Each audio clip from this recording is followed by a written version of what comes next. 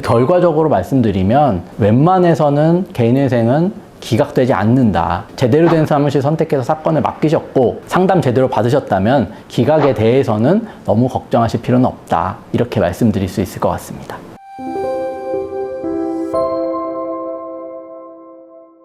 끝까지 싸워서 이기겠습니다. 젠틀한 싸움 딱 유익산 변호사입니다. 개인회생 상담 진행하다 보면 개인회생 진행에 전혀 문제가 없는 분들인데도 내 사건 기각되는 거 아니냐, 개인회생 진행 정말 가능하냐 이렇게 물어보시는 분들이 많으세요. 그래서 오늘은 실제 개인회생 사건 기각률이 어느 정도인지, 개인회생 기각 사유는 어떤 것들이 있는지 먼저 살펴보고 실제 기각되는 케이스들 어떤 경우에 발생하는지 한번 차례대로 말씀드려 보려고 합니다. 개인회생 사건 기각률은 대법원 나의 사건 검색에서 사법통계, 법원통계월보, 도산 관련에서 확인 가능하신데 2022년 기준으로 89,966건이 접수됐고 기각은 8,974건이 나왔습니다.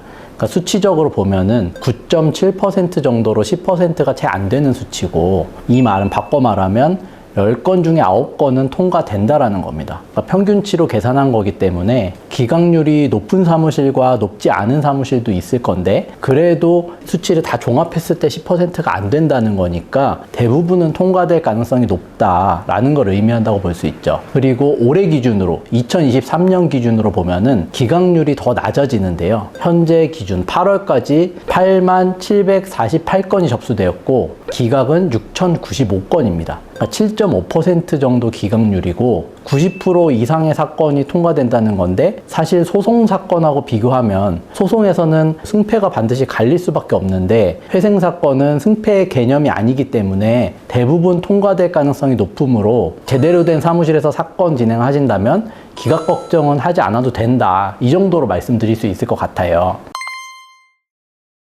개인회생 기각 사유는 어떤 것들이 있느냐, 이 부분도 말씀드릴 건데 채무자회생법 595조에 규정이 되어 있습니다. 1호부터 7호까지 기각 사유들이 규정이 되어 있는데 사실 기각되는 거는 대부분 6호 또는 7호의 사유로 기각이 됩니다. 6호부터 말씀을 드려보려고 하는데 대법원은 채권자 일반의 이익에 적합하지 않은 때로 청산가치보장의 원칙을 충족하지 못하는 경우이거나 이에 준하는 경우를 의미한다라고 판시를 한 바 있어요. 이런 경우는 어떤 경우냐, 3년이나 5년 기다리게 해서 그 기간 동안 매월 일정한 소득으로 갚는 것보다 파산을 진행해서 채무자가 가진 모든 재산을 돈으로 바꿔가지고 지금 시점에 다 나눠주는 게 훨씬 이득이다라는 의미거든요.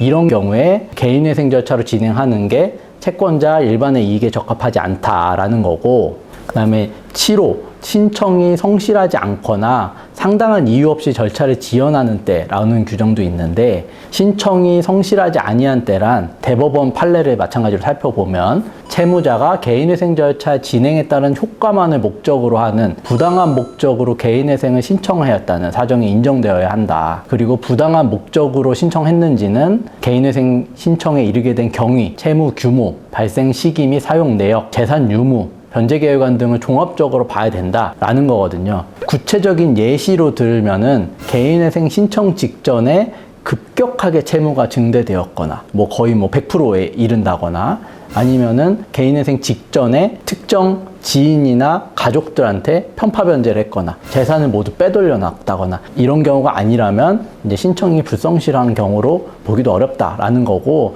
실제 우리가 기각되는 경우 대부분의 사례를 살펴보면은 법원에서 보정 권고가 나오고 그 보정을 사실 이행을 하지 않더라도 한두 차례 정도는 추가로 재보정이 나오기도 하거든요.